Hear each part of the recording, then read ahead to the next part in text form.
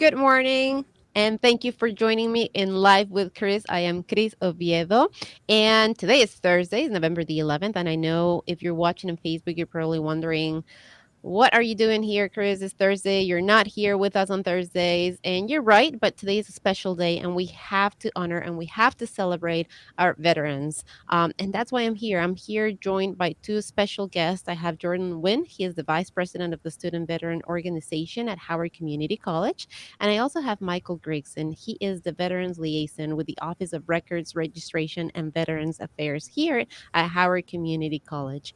And we're going to take some time today to talk about with these two veterans. We're going to talk to them about, what it's like to be a veteran, some of the things that HCC offers to a veterans, some of those resources that are available that maybe you're looking for. Maybe you're a veteran, you're looking to further your education. We're going to tell you what you can get here at HCC. We're going to talk about coming back into civilian life after having been serving for some time, and some candid stories, maybe remembering some of the best times, some of the times that maybe, I don't know, maybe my guests don't want to remember, but we'll try to go there too. But I mean, really, just a conversation about what it means to be a veteran and how you can further your education after you've served. So, thank you both for joining me this morning. I really appreciate you taking the time to be with me in this space. And I want to start with you, Michael. I want to start with I know I met you last year. We had a really great conversation last year. We talked about, you know, what you did before HCC, what you do here at HCC. We had somebody from a different arm of the a branch from the armed forces with us Yeah. last year, so it was a different conversation. There was a little bit of a friction there, if we can call it that. But this year I have two Navy veterans, so it's a different feeling. I think that we're gonna share a lot of love today for the Navy in our conversation, and I am ready for that. But if you can just remind us a little bit about your story, a little bit about who you are and your role here at ATC, I think that's a very good place to start. So thank you and welcome. Okay. Thank you very much for having me, Chris. Again, um, and regarding last year, that was Paula Rojas. She's the president of the SBO. I don't know if we call it friction. That's just some back and forth that we do. But yeah, she go. Shout out to her. Okay, I'm a military services and reporting specialist here at Howard Community College. What that means, like you said, I'm a liaison between the students and the VA. These other entities that help offset the cost of tuition fees, for veterans. So I'll do that for the veterans and the military affiliates, some of the family members and such. Um, been doing this for 4 years now. Previous to that, I was in the registration, the same buildings, just a different role. I was part time as a registration assistant. And prior to that, I was in the military in the Navy for 21 years, 21 plus years. So, So that's Michael in in a nutshell, right? And we're gonna come back to those 21 years before HCC, and we're gonna talk about that. But Jordan, let's get to know you a little bit. Let's tell us a little bit about yourself and what inspired you originally to join the Navy. Oh, hi, Chris. Thanks for having me. My name is Jordan Nguyen, and I was in the Navy for 9.5 years. And what inspired me to join the Navy was the freedom. One thing that sticks out to me that the recruiter told me about was, we protect the freedom and navigation of the seas. That's what the Navy does. And within that, we go to a lot of places that are around the sea. And so the travel part, that really spoke to me when I was deciding which service I wanted to join. And coming from a military family, my dad was in the Air Force for 24 years, and my grandfather was in the Army for 30 years. I wanted to also switch it up and do something different. And Navy seemed like the place to do something different at. Michael, you are, a veteran from the Navy as well.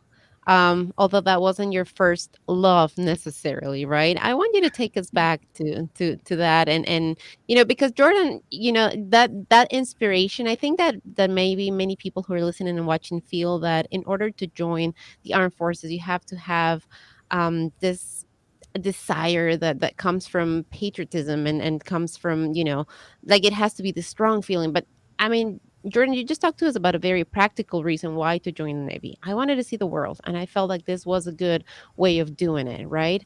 Talk to us about Michael, what inspired you, and what you decided to go with the Navy when you joined in.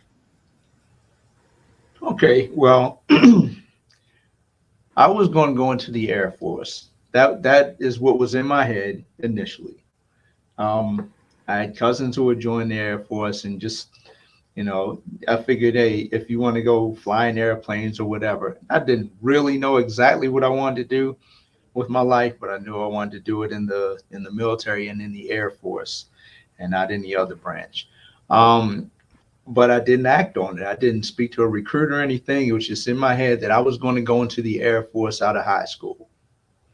Um, a good friend of mine had spoken to a Navy recruiter. He was going to the Navy already. This was around February of 1988, our graduate year. And he's like, man, did you make any moves? Did you speak to anybody in the Air Force? Like, no, I'll get to it. He said, I'm gonna give your information to a recruiter. I'm like, yeah, okay, whatever. So he gave my phone number to his recruiter, and the guy called me. I was like, okay.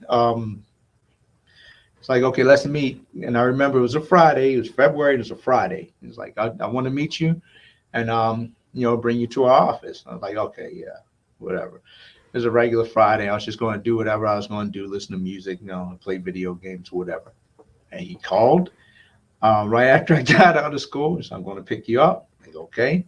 Went to the recruiting office, and we sat and spoke about what I wanted to do, and I told him about the Air Force. He's like, okay, and he asked the same question, basically, did have you done anything for the Air Force? I was like, no.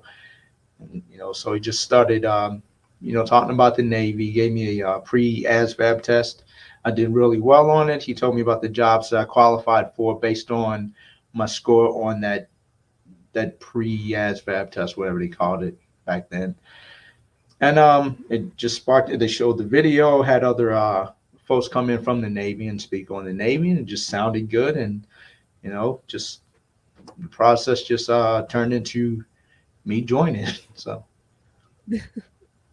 So, Jordan, I want to go back to something that you just said. You said that you come from a military family. I mean, you talked about your dad and your grandpa. You talked 2 generations back. What was their reaction when you said, "I'm going to join. I'm going to the Navy"? The surprising part was my dad did not want me to join the military, especially enlisted. And looking back on it now, I understand why. He didn't. It is not that he was against me joining the military. He wanted me to go in as an officer, go and get an education first, and then decide whether I want to join the military or not. I, being the knucklehead 18-year-old that I was like, no. I'm going to the Navy. I don't care about school. I'm not doing anything. I'm not doing anything with school. I don't want to learn.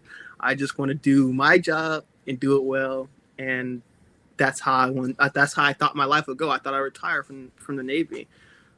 Obviously, things did not go that way. So I have to say that he was probably right. I should have went to school first and then made the decision. But I don't regret it at all. Mhm. So tell us a little bit about, what makes you say that today, right? I should have listened. I should maybe go to school first and then make that decision. What happened? What made you say, I'm going to retire and I'm actually going to go back to school? So the Navy, the military in itself, enlisted versus officers. Officers are typically college graduates, and they have I won't say a much better life, but it's a significant improvement over the enlisted life on board the boat. Usually they only have to share the room with 1 or 2 other people, and I have to share my room with like 100 people. So there's differences like that between the ranks, and then also, I feel like education gives you more of an understanding of the world. And I feel like I could have used that to my benefit in the Navy. Some of the things I've learned in this past year of schooling, I could have used in my naval career, and I know I could have been even more successful than I already was. So I wish I would have had that knowledge now, back when I joined, rather than now that I'm out. If that makes sense. It makes perfect sense. Michael, can you um can you speak about your own experience, right? Because we've talked before, and you've expressed to me that also out of this dislike of education and thinking about, I don't want to go the school route, and you looked Mhm. at the Navy as that option. Mhm. Do you share or what's your experience with that combination of education and being part of the armed forces? Okay, well, some of what I learned when I was, pursuing my bachelor's degree, I think I became a better writer, actually. That skill it's important. It's important to me. And, if I would have been able to take that into what I did in the Navy, I mean, I wasn't bad, but I believe I, I excelled more after, just going to college. There were certain ways, just putting a sentence together, just little things like that. um, just the experience, and you gain that as you get older anyway. But if I could have taken some of what I learned while pursuing my bachelor's into the military, it might have been a maybe a different outcome. I don't know. I had a good time while in the military, but yeah, to be able to take something like that and apply it to what I did while in the military, I think would have been beneficial. I want to talk about this relationship because I think that many people maybe find themselves in that situation where they're like, I have to choose one or the other. And here you guys are talking about maybe actually if you marry the two, right? And you kind of like go through both of them, you might be able to do more with your um career in the armed forces, right? So and it's not a requirement clearly that you have to have a certain degree or anything like that in order to join, unless that has changed since you guys were there. But it sounds like it's a good idea to continue to further your education. And is it easy? Do you have, if you're actively enrolling, you're actively serving, is it easy that they support you to have your career, to get your career, or is this something that is still being worked out? For those who might be considering joining the armed forces? I will say, in my experience, the Navy and a lot of the armed forces have been making strides to both have their professional workforce, the sailors and Marines, soldiers, and airmen, have their professional workforce, but have them get educated at the same time. I know the Air Force has the Community College of the Air Force, where basically every airman is going to graduate or going to get out with a 2-year degree at least. So there are some strides that the military is making for their professional workers to get educated, and I love that, because they understand that in this growing digital age, education is only going to continue and it's only going to add more. I think they're talking about my generation is going to be the continually learning generation, where we're just constantly learning throughout our lives instead of just going to school for a set amount of time and then never learning again. So I do like the strides that the armed forces is making towards making it easier and more accessible for their sailors, our soldiers, airmen, and Marines to get education. Michael, through your role here at HCC, for those veterans who maybe didn't go to school, they just concentrated on serving, right? But now they're looking and now they're excited about continuing their education. Tell us a little bit about what they can find here at HEC. What they can find here at HEC, well, to advertise for HEC, they're going to find a staff that cares, a staff that's going to help us out, help them out. You know, with regard to their benefits, I'm going to do everything I can. I'll exhaust all possibilities and whatever to help them out as far as getting that taken care of, so they can just concentrate on the education part. And like I said, I advertise for the school. There's all kind of opportunities here with regard to education, help outside of education. There's just a whole lot that the school offers with regard to programs, just recruiting students and helping out, like if they need a helping hand with a class or whatever, that type of thing. So, and of course, with us, there's the student veteran organization, groups, things that they can get into outside of just the classroom. So there's a lot that the college offers for them. So Jordan, talk to us about that and the importance of having a group like that, right? Where you can find like minded people, people who maybe share some of the same experiences, people who, because I imagine that that transition coming off the armed forces back into the civilian world um, brings its own challenges. And then if you add on top of that, you're trying to enter again into a school setting. I I think it's challenging. I think it's not an easy transition. And please correct me if I'm wrong or share with us, some of that experience of that transition from the Navy back to civilian into school and what difference it makes to have this student veteran organization for somebody like you. Oh yeah, absolutely, Chris. The decision to leave the Navy wasn't an easy one by any means. I had just hit my stride in the Navy. I feel like I just made IT-1. I was killing it at my last command. So the decision to leave, success and then go to something that's unfamiliar, something that I remember with a bad taste in my mouth, education. I graduated high school with like a 2.0 GPA, which is really bad. And now getting out, I had to decide whether I knew I could take that battle and take that challenge and try to overcome it, and have all that in my head, along with I was overseas at the time in Bahrain, and then the COVID-19 pandemic happened. It was a lot to take in, and to leave that comfort zone of what I knew, the Navy. It was a difficult decision, but when I when I did get out and I started reaching out to HGC, uh, especially Mr. Griggs, I realized that I had the support system. And when I went to the first veteran student organization, I was nervous because I didn't know anybody here. Used to only Navy vets, I got Army vets, Air Force vets here. I don't know anybody. A lot of people are generally older than me, have kids and families, so I didn't know where I fit in really.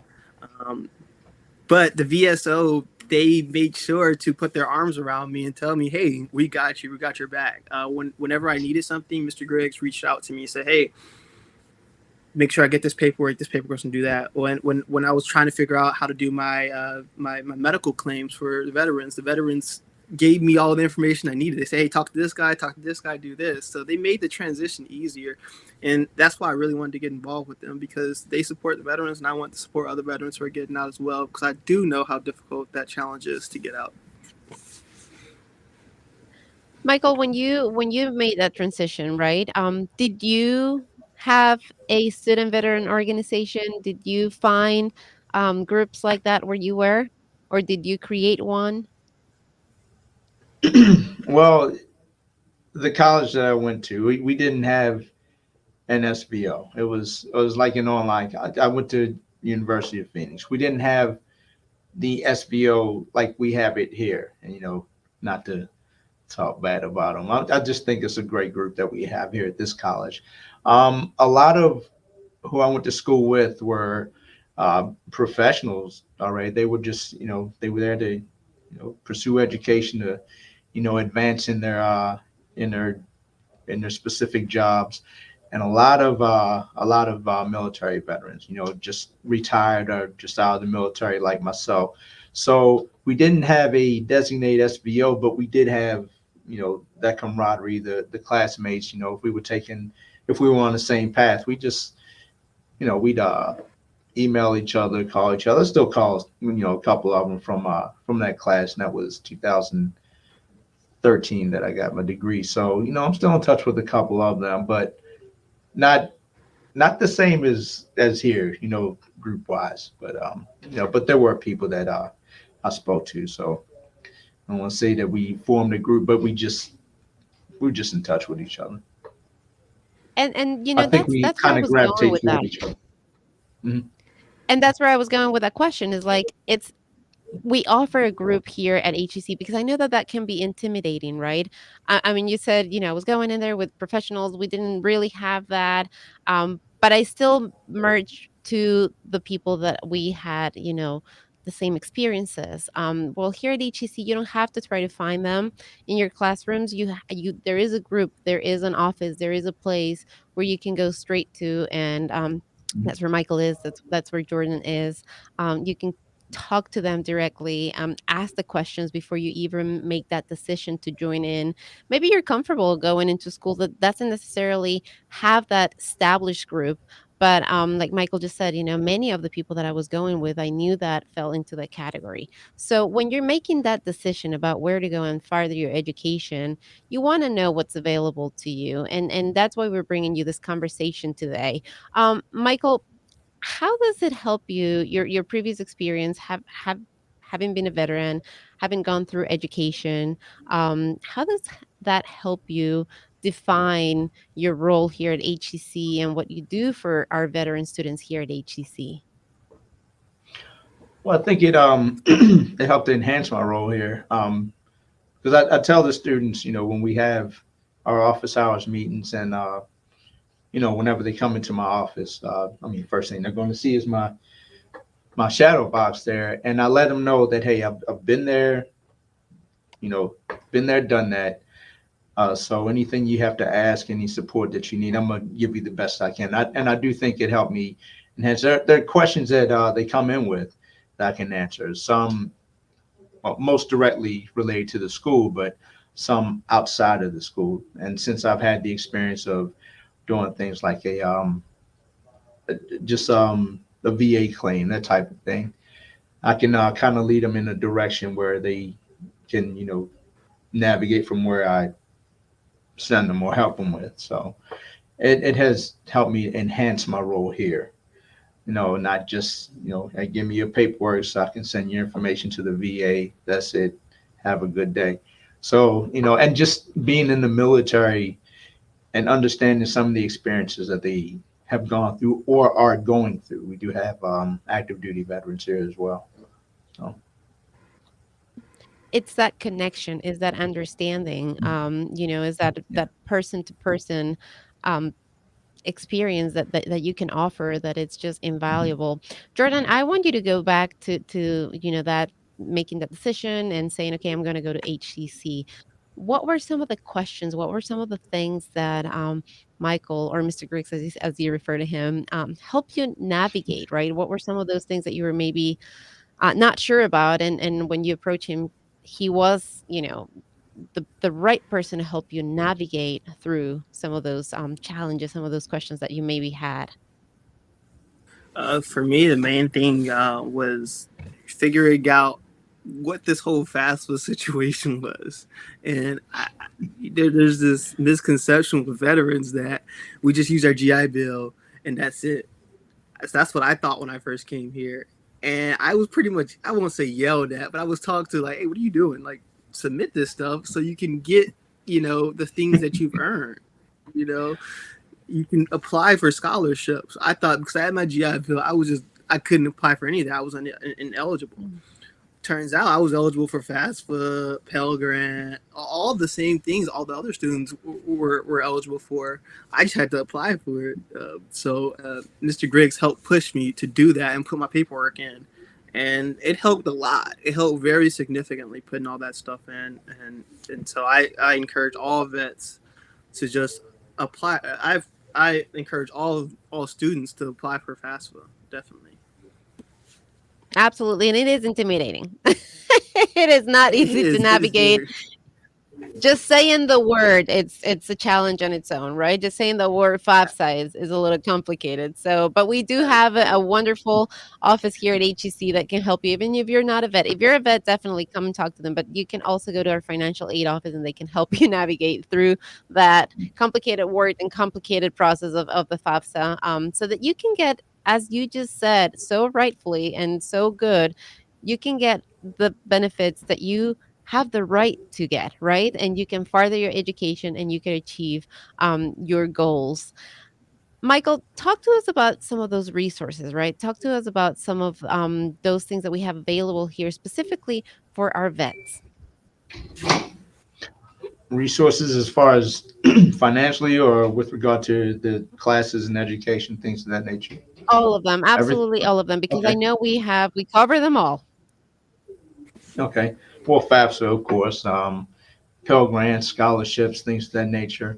Depending on the criteria, you have the scholarships that you can apply for. With regard to the education, I always tell the students about the Learning Assistance Center. If you're having trouble with the class, primarily I'll, talk about them. Disability services. Um, some students, we're not all the same. We're just not. And so some students require a little more assistance with classes, whether it be time to take a test, things of that nature. So we have those resources to help out with that. Um, the SBO, you don't know who you're going to talk to in the SBO to help navigate with things outside of just the classroom. Our SBO president, shout her out earlier, Paula Rojas. Um, she, like me, been there, done that, and so she's got a wealth of knowledge with regard to things outside of just what we have here at the college. So there's just a multitude of resources that we have that, if you reach out, you let us know what's going on. Um, there's more than likely a resource to help you out, and we're going to help you navigate that and get you to the right people to speak to.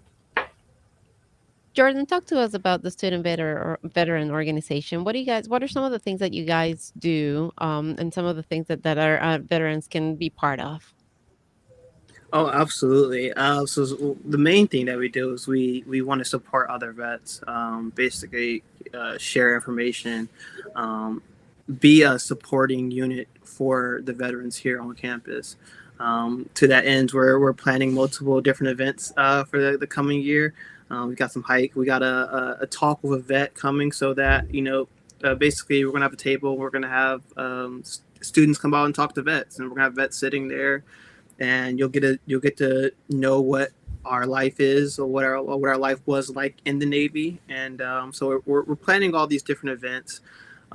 We're also sharing the information. Like I said, there's so many organizations out there to help vets out, and we all discover them and we all pass them along, just to help each other out, because um, we we have those experiences and we've done so many things, and there's so many benefits that are available to vets.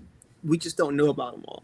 So the VSO does a great job of sharing that information and letting everybody know, hey, these are what's available to us, and this is how we can accomplish those things, or get these things, the benefits that we deserve, essentially. You said, you can share about your life. I want you to, in the Navy, I want you to talk to us, both of you guys, to talk to us a little bit about that. Let's talk about some favorites, right? So what are some of your favorite moments, and as in your life as a Navy, as part of the Navy? Jordan, let's start with you. There's so many experiences, and I look back at it. My favorite experiences in the Navy were by far the port visits, though.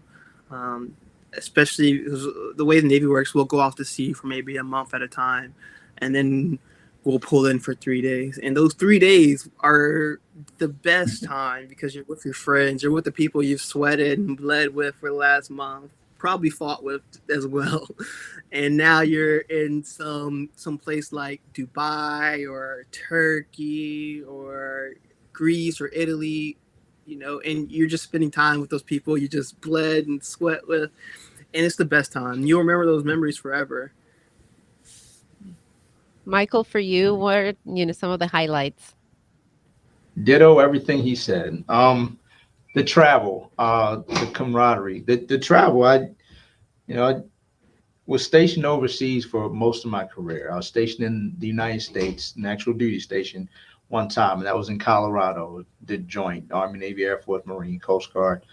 That was nice, but the travel to be able to get outside of the country into a place where I didn't know the primary language, and just traveling and just hearing those different languages, seeing how people interacted, and just the sights. A lot of what I saw on television as a child, I was seeing like right in front of me. A lot of foods, a lot of everything. Some of the rumors were debunked. It's just the whole experience of being overseas and traveling. And like you said, these guys that we bled and sweat with and fought with a lot of times. Argued with a lot. I mean, on a ship, it's not like a wide open space. You're in a cramped area sometimes, and you know, you're in a cramped area with somebody for long enough, you will get on their nerves. They will get on your nerves. But I mean, you're still cool. It's just the environment. And so just being able to share that with your shipmates, you know, airmen, Marines, sailor, Army soldiers. It was just it was a good experience. A lot of the travel. Now, there's got to be some least favorites. I mean, it sounds like there's plenty room for some of those. So, how about you each share, something here? Let us in. My least favorite thing about the Navy was by far the food at Chow. I could not stand it.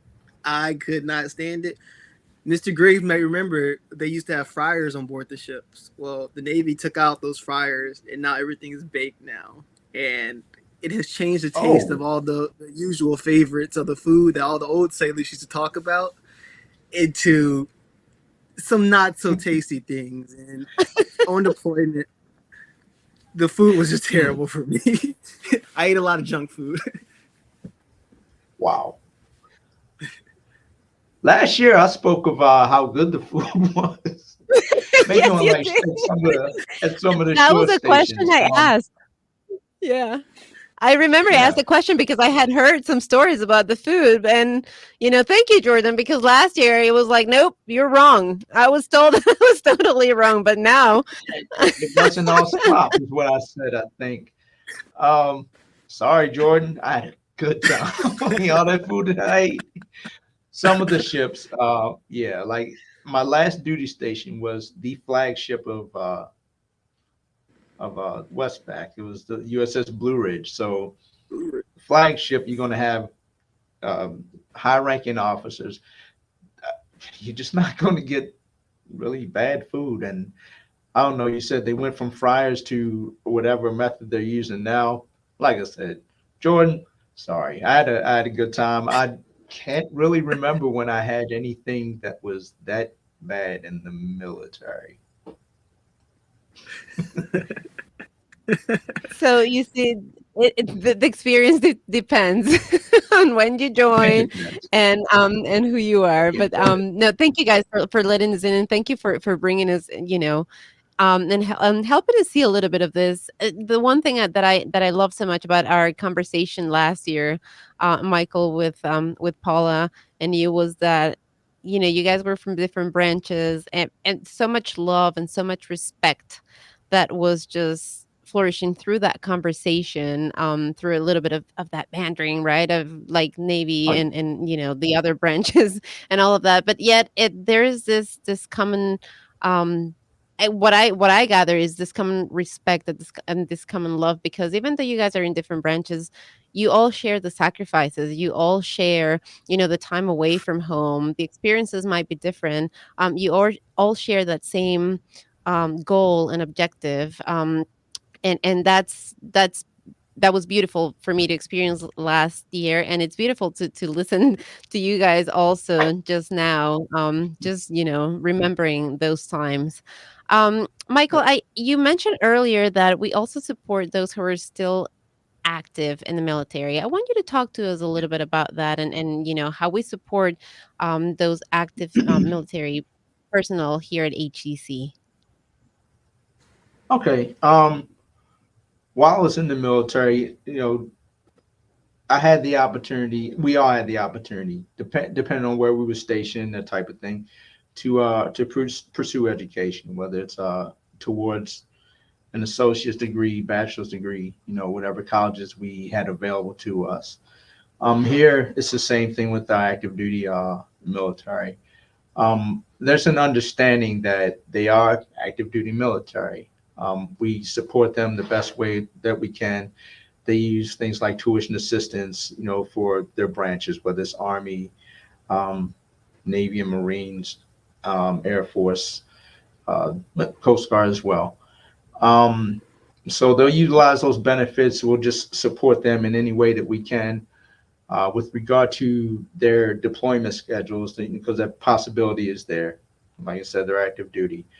We do what we can to support them, so they won't have to worry about the education side and what's going to be owed to the school, this and that. We'll work with each individual sailor, marine, soldier, or airman, um, to help them out, so they won't have to worry about the school and knowing money, just little things like that.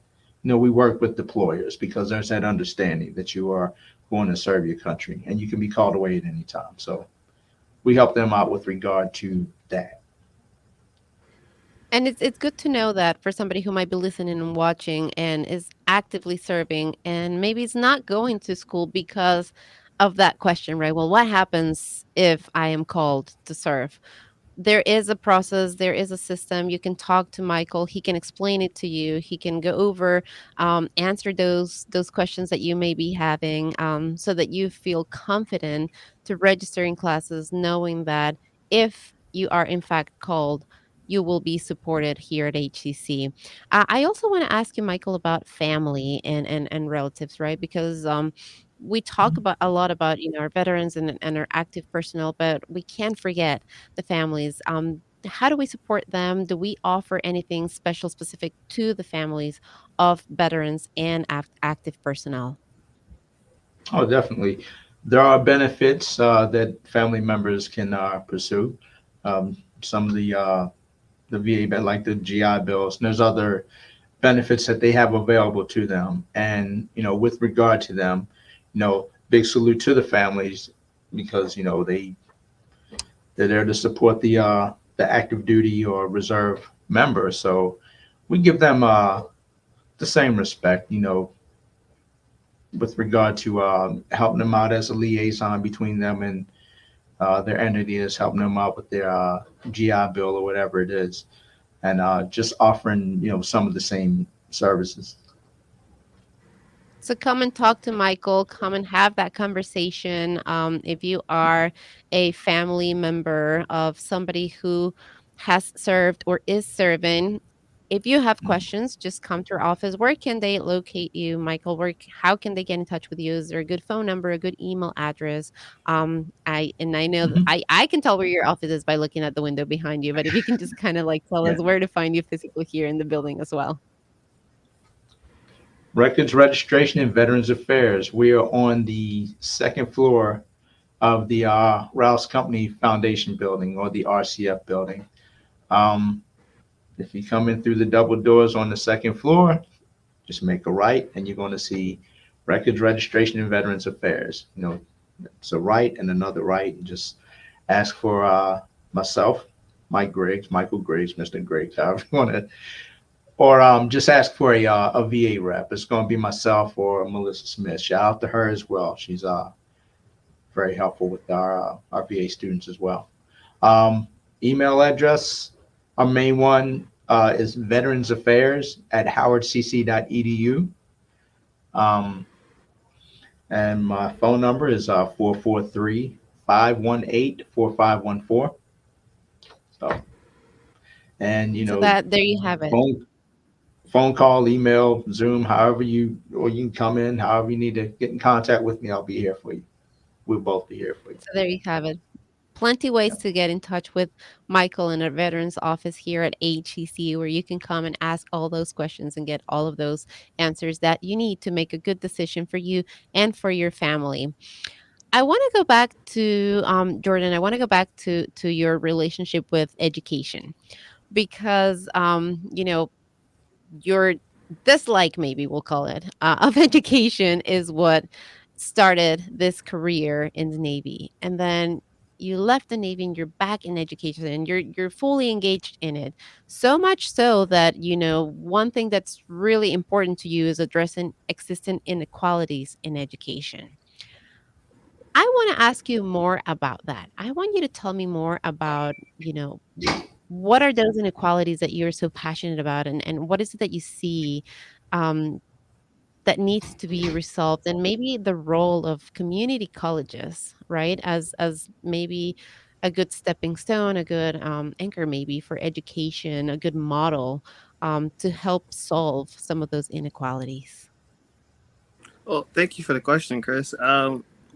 I think for education, especially for underserved communities, it starts with a lot of motivation. A lot of those kids don't have the motivation to go to school. They don't understand the purpose of it. And I found when you explain the motivation or you explain the whys, and you explain in a way that these underprivileged or underserved communities can understand, then they'll be more enthusiastic about actually attempting to and completing education.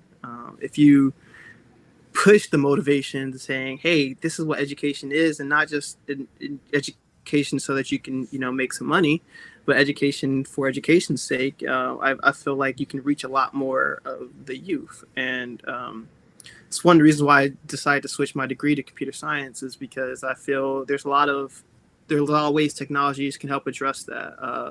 Make learning fun. Making that motivation so that learning is cooler than in what it seems to younger kids. And community colleges do a great job at addressing that, because they're offering education at a very affordable price, right in your community. And HCC is, one of the top institutions for that. I mean, the amount of things I can do, from research projects to, just top tier educators, it's amazing. So community colleges have been addressing that issue, especially for people like me who are non-traditional learners who maybe feel like they made a mistake. I don't see it as a mistake. I just see it as a learning experience, from not going to school at 18 versus at 28. And so those are just some of the ways that I see community colleges can help address that issue of the of helping underserved communities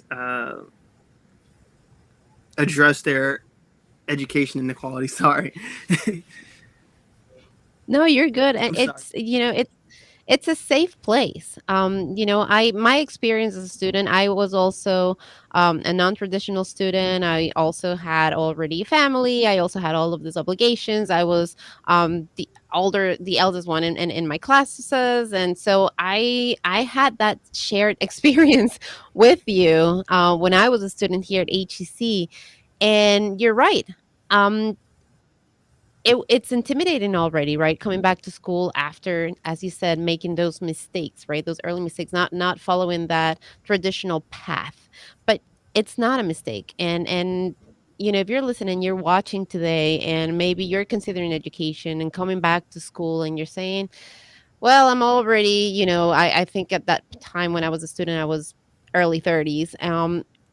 And maybe you're in the category today and you're saying, I don't know if this is right for me or not. Consider your community college. HEC specifically, which is the experience that I had, this is the place where I came when I was ready to go back. I was able to start taking one class at a time. I started slow. I was like, I need to go back in slowly. I can't just go and dive right back into full time schedule. I had a job. I had a full time job at the time. I had children already.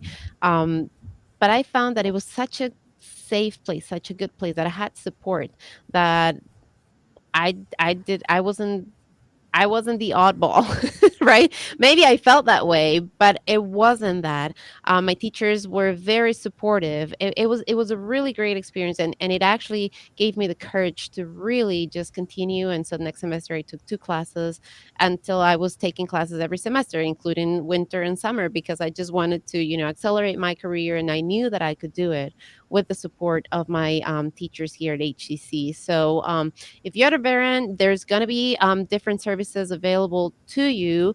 And if you want to start your career today, just contact us. Just come to HEC, have that conversation. Don't stop yourself because you didn't follow that traditional path. Jordan, thank you for normalizing that conversation and for seeing that as as one of the barriers that maybe some of our veterans are experiencing. Maybe they're feeling like outsiders, and that's part of the reason why they're not going back to school. You're welcome. You are here at HEC. You are welcome. We welcome you. We see you wherever you are. Mike, I would love for you to talk to somebody who might be in that category today. I'd love for you to send that invitation over to them to come and talk to you at HEC. Oh, okay. Well, just come and talk to us. It's just making that first step, that decision to come back to school. It's not an easy one.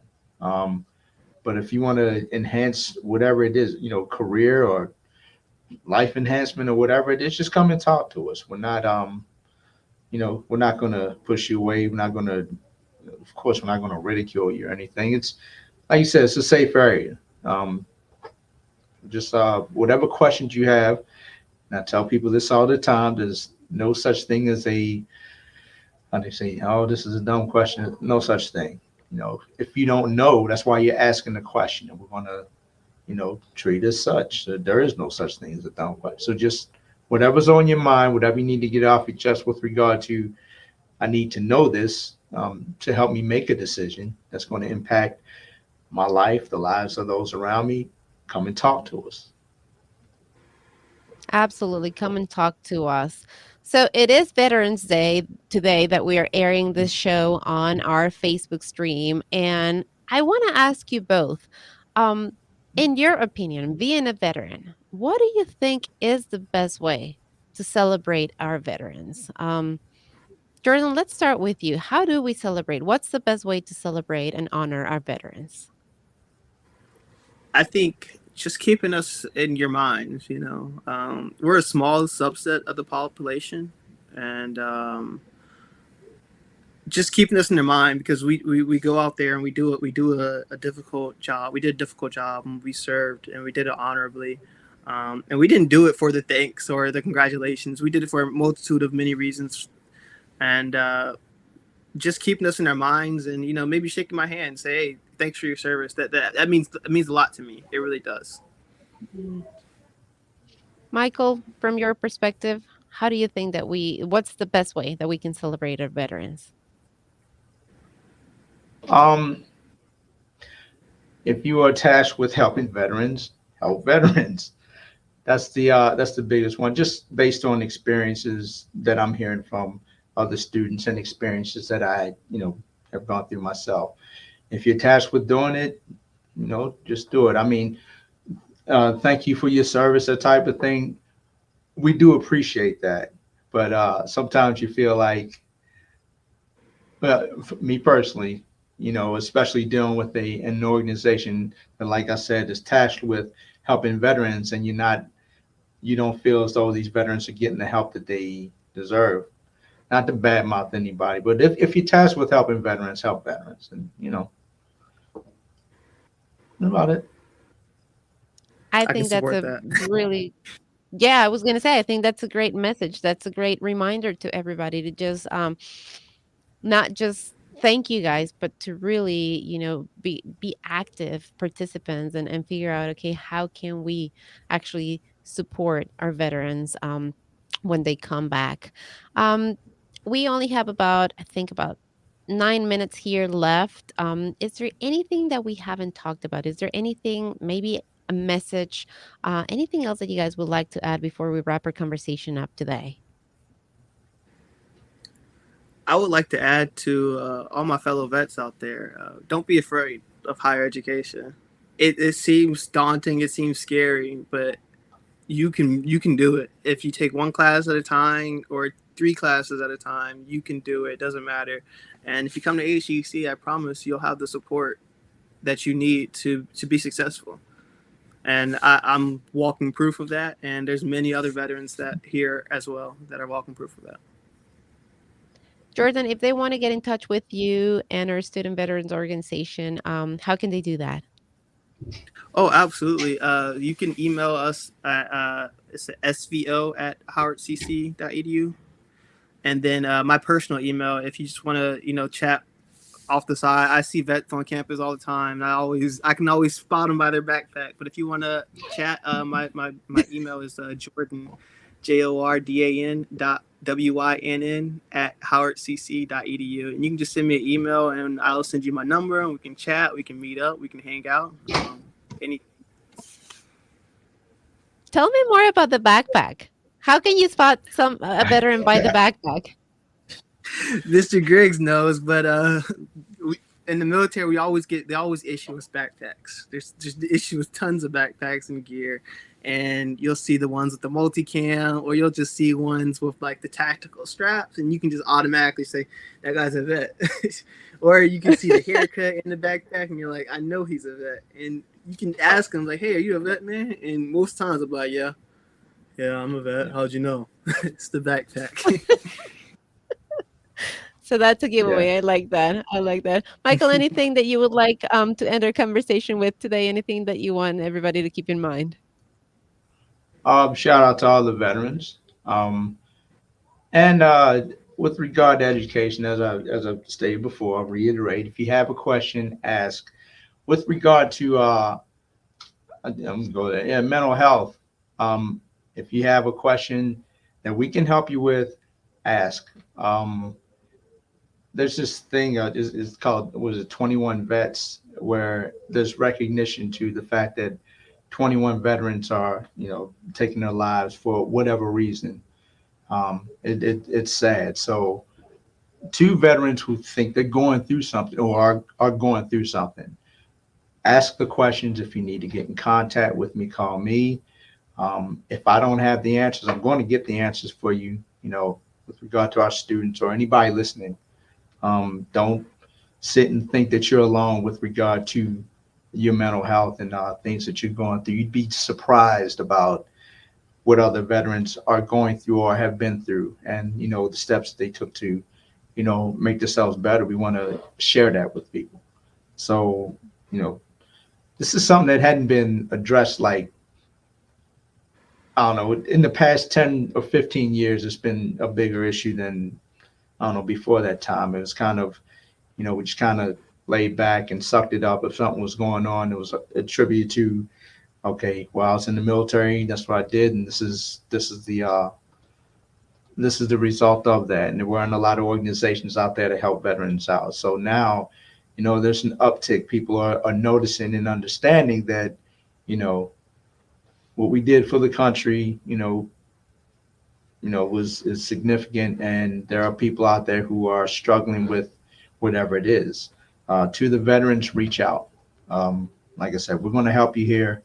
The school is going to help you. So, salute to y'all. Thank you for bringing that up. Thank you for normalizing that. Thank you for putting it out there for everybody to listen, and to become aware that, it's important to take care of the mental health of our veterans. We could have another conversation just on that topic, and we may do just that. But to Mike's point, if you have questions, if you need help, reach out. Mike, I'm going to ask you to give the information where they can reach you at again, so Okay. that they can have it handy if somebody needs help. Okay. Mine is mgriggs@howardcc.edu. I didn't share that earlier. Earlier was more about the education side, and we get a lot of questions, so 2 of us can look at it. But if it's a more personal thing, mgriggs@howardcc.edu. Also, Veterans Affairs at howardcc.edu. There's another email. It's our main one. But on a more personal, it's the mgriggs@howardcc. And my phone number is 443 518-4514.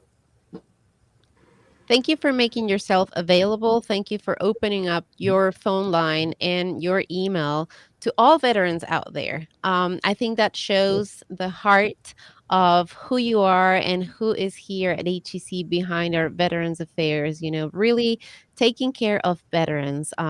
Yes, we want you to further your education. Yes, we want you to get to that next step in your career, to the next goal, but this veteran here, this person here, who is sitting at that chair and has those answers about those questions, also wants you to know that there is a fellow veteran, a friend, who cares about you. And if you're are in need, even if it's not about education, you have somebody to talk to here. So thank you so much Absolutely. for making yourself, both you and Jordan, making yourselves available. Thank you for this conversation. Thank you for your service. Thank you for all that you did while you were actively serving, and for continuing to serve just in a different capacity now here at HCC as a student and as staff. I really appreciate you both, and I appreciate everybody who has served and is serving our country today.